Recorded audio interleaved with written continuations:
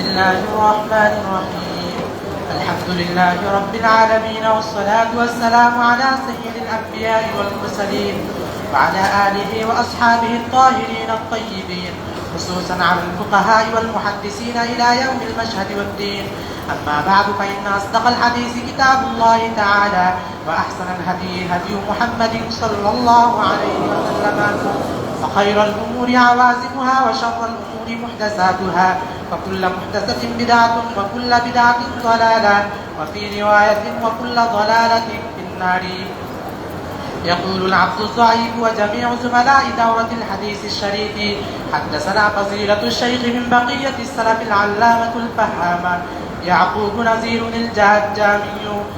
ويقول حدثنا فضيلة الشيخ الفقيه ابن فقيه الملة المفتي أرشد الرحماني، أطال الله عمرهما وأدام علينا ذلهما، وحفظهما الله وأكرمهما في الدارين.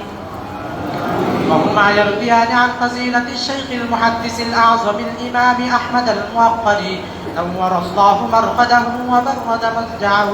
قال حدثنا إمام العصر خاتمة المحدثين العلامة أنوار شاء الكشميري، قال حدثنا شيخ الهند محمود حسن الدوبندي، قال حدثنا الإمام الرباني قاسم العلوم والخيرات محمد قاسم النابلسي، عن العارف بالله الشيخ عبد الغني المجددي الدهلبي المدني، عن الشيخ الشاه محمد إسحاق الدهلبي المكي، عن جده الشيخ عبد العزيز بن أحمد بن عبد الرحيم المحدث الدهلبي، عن والده مسند الهند ولي الله أحمد بن عبد الرحيم الدهلبي النقشبندي، قال حدثنا فضيلة الشيخ أبو طاهر بن إبراهيم الكردي، عن أبيه الشيخ إبراهيم بن حسن القراني الكردي المدني، عن الشيخ أبي إسحاق صفي الدين أحمد بن محمد بن يونس الدرجاني القشاشي، عن الشيخ أبي المواهب أحمد بن عبد القدوس الشنابي، عن الشيخ شمس الدين محمد بن شهاب الدين وملي الأنصاري، عن الشيخ زين الدين زكريا محمد بن أبي يحيى الأنصاري، عن الشيخ الحافظ أبي الفضل شهاب الدين أحمد بن علي بن حجر العسقلاني، عن الشيخ إبراهيم أحمد التنوخي، عن الشيخ أبي العباس أحمد بن أبي طالب الحجاج الدمشقي، عن الشيخ أبي علي الحسين بن المبارك الزبيدي، عن الشيخ أبي الوقت عبد الأول عيسى بن شعيب السجزي، عن الشيخ أبي الحسن عبد الرحمن بن مزفر الداودي، عن الشيخ أبي محمد عبد الله أحمد الساقسي، عن الشيخ أبي عبد الله محمد بن يوسف الفربري، قال أخبرنا الإمام الهمام الحافظ الحجة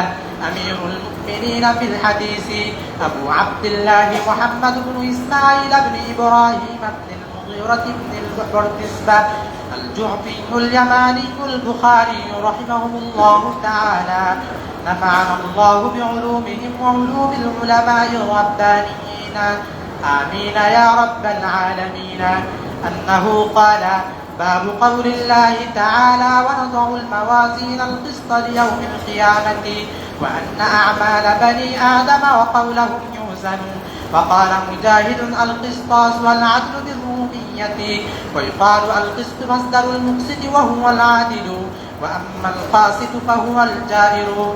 حدثنا أحمد بن أشكاب قال حدثنا محمد بن أزيل عن عمارة بن القعقاع عن أبي زرعة عن أبي هريرة رضي الله تعالى عنه وعنهم أجمعين قال: قال النبي صلى الله عليه وسلم: كلمتان حبيبتان إلى الرحمن خفيفتان على اللسان ثقيلتان في الميزان، سبحان الله وبحمده سبحان الله العظيم.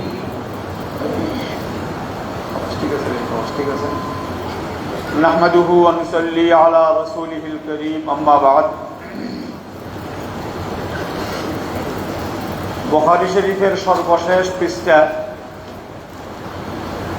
যেই পৃষ্ঠা থেকে আজিজ তালেব ইলম আখিরি হাদিস আমাদেরকে শুনাইলেন, এই পৃষ্ঠাতে কয়েক লাইন পূর্বে আরেকটা হাদিস আছে। রাসূলুল্লাহ সাল্লাল্লাহু আলাইহি ওয়াসাল্লাম বলেন, ইন্না আসহাব হাদিহি সুওয়ার ইউআযাবুনা ইয়াওমাল কিয়ামা।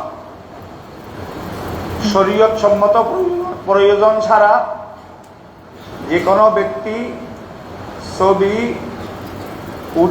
উঠানের ব্যবস্থা করবে, কিয়ামতের দিন তার উপর আল্লাহ সাজা দিতেই থাকবে।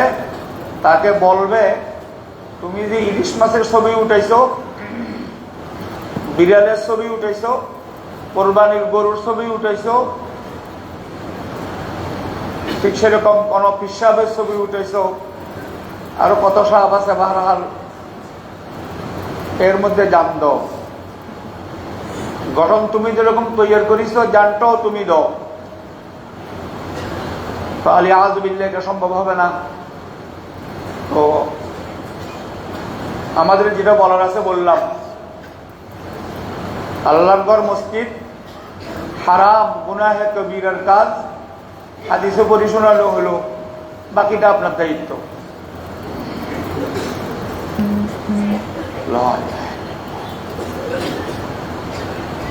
ইমাম বুখারী রাহমাতুল্লাহ আলাইহি কিতাব আরম্ভ করেছেন, বাবুন কাইফা কানা বাদুল ওয়াহয়ি ইলা রাসূলিল্লাহ সাল্লাল্লাহু আলাইহি ওয়াসাল্লাম। এরপরে উনি হেডলাইন গঠন করেছেন, উনওয়ান কায়েম করেছেন কিতাবুল ঈমান। সর্বশেষ ওনার উনওয়ান কিতাবুত তাওহীদ। কিতাবুল ঈমান থেকে কিতাবুত তাওহীদ পর্যন্ত দেখলে আমাকেও বলতে হয়, আপনাকেও বলতে হবে, পুরো কিতাব কিতাবুল আমল। पूरा किताब सब्र कीजिए, पूरा किताब किताबुल अमल। क्या मतलब? पूरा कुरान करीम किताबुल अमल, पूरा जखीरा या हदीस किताबुल अमल। আসেন, আমল দুই প্রকার। এক প্রকার আমল উসুলি, আর এক প্রকারের আমল ফরঈ। এক প্রকারের আমলের সম্পর্ক আত্মার সাথে, আরেক প্রকারের আমলের সম্পর্ক অঙ্গের সাথে। আমল কয় প্রকার হলো? দুই প্রকার। এক প্রকারের আমলের তাআল্লুক সম্পর্ক আত্মার সাথে, আরেক প্রকার অঙ্গের সাথে। শুনেন যে ইমাম বুখারী রাহমাতুল্লাহ আলাইহির প্রথম তরজমা, সেই উনি বলছেন, ওয়া হুয়া কওলুন ওয়া ফা'লুন, ওয়া হুয়া কওলুন ওয়া ফা'লুন। আর আমল আর ফা'ল একটু করে বেশ কম, নজরিয়াতে বেশ কম বলা যেতে পারে। তাই ওয়া হুয়া কওলুন ওয়া ফা'লুন আই ওয়া আমালুন। তাহলে ইমাম বুখারী রাহমাতুল্লাহ আলাইহি কি বললেন? ঈমান এটা আমল, আমালুল কলব, আমালুল কলব। এরপরে কি আছে কিতাব? ঈমানের পরে কিতাবুল ইলম। কিতাবুল ইলম, ইলম এটা আমালুল কলব, ইলম আমালুল কলব। তো জামিলা মনে হচ্ছে না? নেই। আমালুল কলব। ওয়াহী ইলম হয় কিনা? ওয়াহী ইলম। রাসূলুল্লাহ সাল্লাল্লাহু আলাইহি ওয়াসাল্লামের একাধিকবার সত্তা সদর হয়েছে। আল্লাহ তাআলার ফরমুলা অনুযায়ী সাইয়্যিদুনা জিবরীল আলাইহিস সালাতু ওয়াস সালাম রাসূলুল্লাহ সাল্লাল্লাহু আলাইহি ওয়াসাল্লামের সিনা মুবারক অপারেশন করেছে, সার্জারি করেছে। একাধিকবার করেছে, একাধিক উদ্দেশ্য নিয়ে করেছে, একাধিক প্রয়োজনে করেছে। তার মধ্যে একটা হলো রাসূলুল্লাহ সাল্লাল্লাহু আলাইহি ওয়াসাল্লামের কলবে আতহারকে তাহাম্মুলে ওয়াহির কাবিল বানানোর জন্য, ওয়াহির জরফ হওয়ার কাবিল বানানোর জন্য। তাহলে ওয়াহী আলম, আলমের জায়গা কোথায়? কলব এই কলব, এই জন্য কি বলছিলাম, এলম এটা আমালুল কলব,